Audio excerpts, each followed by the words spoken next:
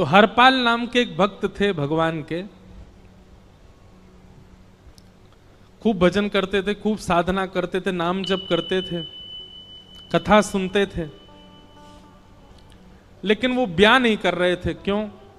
उनकी इच्छा थी कि जैसा मैं भजन करता हूं, जैसी मेरी भक्ति है, जैसा मेरा भाव ठाकुर जी के प्रति है, ऐसी कन्या मिले तो मैं ब्याह करूंगा, नहीं तो जीवन भर ऐसे ही रहूंगा। तभी उनके किसी रिश्तेदार ने आकर के बताया, बोले तेरे लायक कन्या मिल गई मुझको। तो हरपाल जी बोले क्या क्या गुण है उस कन्या का? बोले उस कन्या ने शर्त रखी है, मैं उसी से ब्याह करूंगी जो रोज 1000 संतों को प्रसाद पवाता हो। हरपाल जी बोले अब तो मुहूर्त भी नहीं निकलवाना, कल ही ब्याह करवा दो मेरा। ऐसी कन्या से तो मैं बिना मुहूर्त के ब्याह करूं। मुहूर्त उसके संग देखा जाता है जिसके संग यह संकोच हो या फिर यह दुविधा हो कि पता नहीं जीवन कैसा चलेगा, इससे तो मुझे भरोसा है बढ़िया जाएगा मेरा जीवन, इसी से ब्याह करा दो। कन्या ने शर्त रखी, हरपाल जी हम आपसे ब्याह तो कर रहे हैं पर हमारी शर्त मंजूर है ना, रोज 1000 संतों को प्रसाद पवाना पड़ेगा।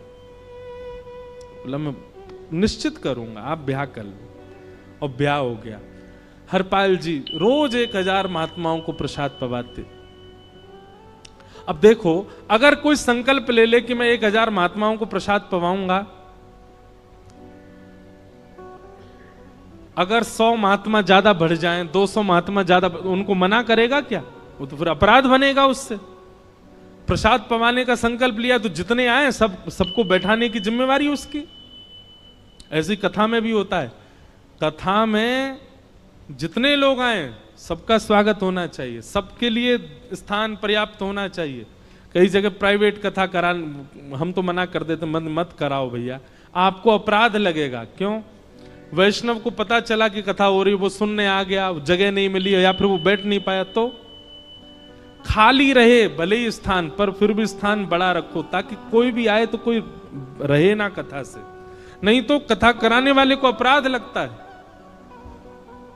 वैष्णव बिना सुने चला गया।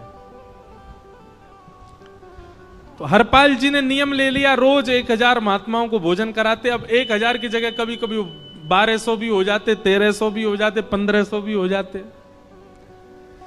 लेकिन हरपाल जी करते कुछ नहीं थे, कमाई का कोई जरिया नहीं था, केवल दादा परदादाओं की पुश्त से जो उनके पुश्तैनी धन था उसी को ही खर्च करते जा रहे थे।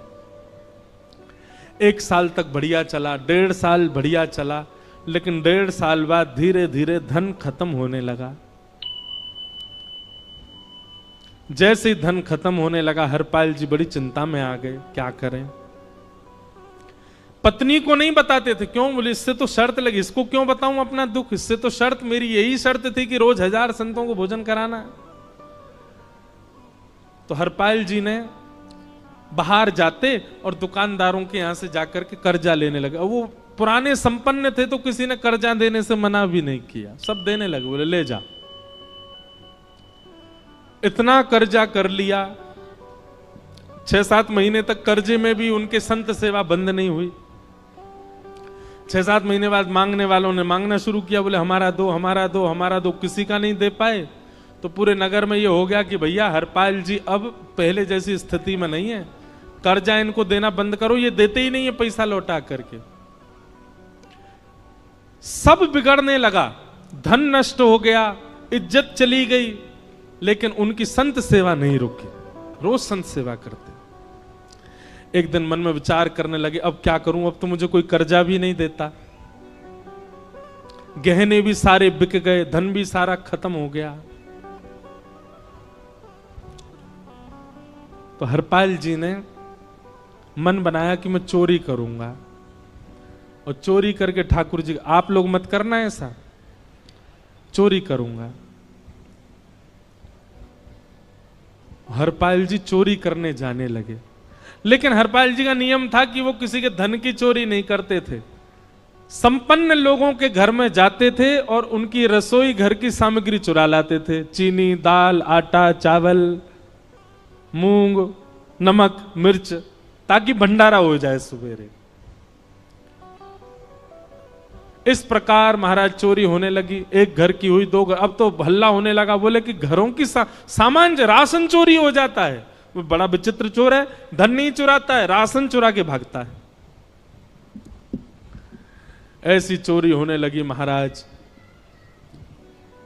अब तो लोगों ने अपने अपने घरों में पहरेदारी शुरू कर दी कि चोरी ना हो। तो हरपाल जी को और दिक्कत होने लगी, क्या करें, कैसे करें।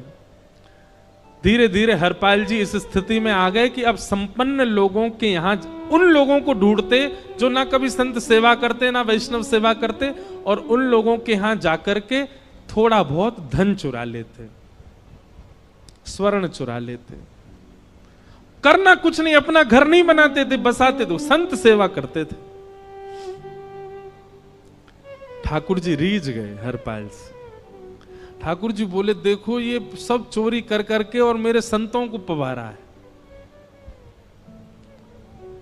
ठाकुर जी बोले, इस पर अनुग्रह करने जाना है। भगवान सिंहासन से उठ करके तैयार होने के लिए गए, और बढ़िया महाराज नकली सी मूछ लगा करके, ऊपर सिर पर पाग पहन करके, और थोड़ा पेट सा बाहर निकाल के, गले में खूब सारी जंजीर डाल के, हाथों की हर उंगली में अंगूठी पहन करके, सोने की जूतियां डाल करके, कौंधनी सोने की पहन करके, और एक बैंत समझते, वृद्ध लोग लेकर के चलते, बैंत, सोने का मड़ा हुआ बैंत लेकर के ठाकुर जी तैयार हो गए, एक सेठ जी बन गए। लक्ष्मी भैया ने पूछा, भगवान बड़ा सुंदर स्वरूप धारण किया, कहां जा रहे हो?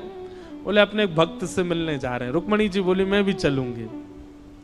भगवान बोले, तुम मत चलो, तुम उसको पहचान नहीं पाओगे, तुमसे अपराध बनी जाएगा। बोले, नहीं नहीं, भक्त दर्शन करने मैं तो जाऊंगी। भगवान बोले, जल्दी तैयार हो जाओ। सब लोग इधर देखो, वहां से कोई सामग्री आ रही है, कथा यहां हो रही है, इधर देखो, और फिर हम आंख बंद कर लेंगे, चाहे आप कहीं देखो। आंख खुली है तो हमको ही देखो। रुक्मणी जी एक सेठानी बन गई, ठाकुर जी सेठ जी बन गए, और दोनों ने मन में विचार किया कि हरपाल जी को दर्शन देना है। और यहां हरपाल जी की स्थिति क्या थी? अब संत सेवा के लिए कहीं से भी धन नहीं मिल रहा था। तो हरपाल जी एक मार्ग पर जाकर के बैठ गए और सोचने लगे, कोई धनवान यहां से निकलेगा तो उसको लूट लूंगा, और लूट के भाग जाऊंगा, सारा धन संत सेवा में लगा दूंगा। तभी उस मार्ग पर कोई और तो आया नहीं, ठाकुर जी सेठ बन करके आ गए। और महाराज खूब सारे गहने पहन करके, पाग बढ़िया सोने की जड़ाऊ पाग पहन करके, ऐसे वस्त्र पहन करके, और छम छम करते चलते आ रहे हैं। उन गहने ही बज रहे हैं ठाकुर जी के।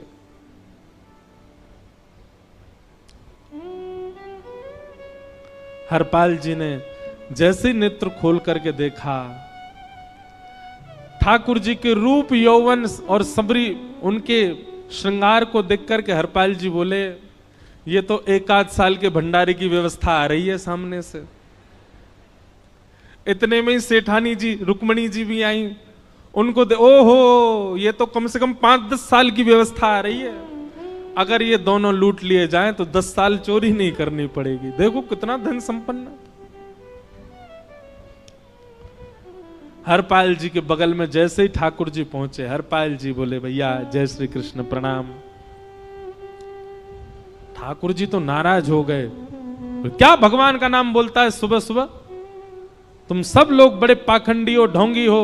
और हमने सुना इस गांव में एक रहता है, वो चोरी डकैती करता है, और फिर कहते हैं संत सेवा करता है। ऐसी काय बात की चोरी भैया? करता तो चोरी है, भली उससे भली संत सेवा करता हो। नाम उसका हरपाल है, हम सब जानते हैं। भगवान का नाम मत लो हमारे सामने। हरपाल जी समझ गए, वो तो बिल्कुल भगवत विमुख है, इसकी तो एक अंगूठी भी नहीं छोड़नी मुझको, इसका तो सब लेके जाऊंगा। अगर ये बदले में जय श्री कृष्णा बोलता तो एक आध गहना छोड़ देता है इसका में, पर ये तो इतना बिखर रहा है भगवान का नाम सुन के, इसका कुछ नहीं छोड़ूंगा, सब ले जाऊंगा।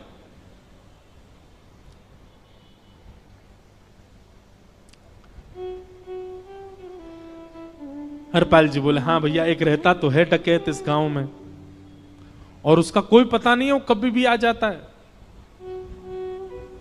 लेकिन एक मार्ग जंगल में होकर के है, उसमें गांव में नहीं जाना पड़ता। जंगल से गुप्त चुप निकल करके पूरे गांव पार हो जाएंगे, आप शहर पहुंच जाओगे। उसका रास्ता मुझे ही पता है। सेठ जी बोले तो तुम हमको पार करवा दो।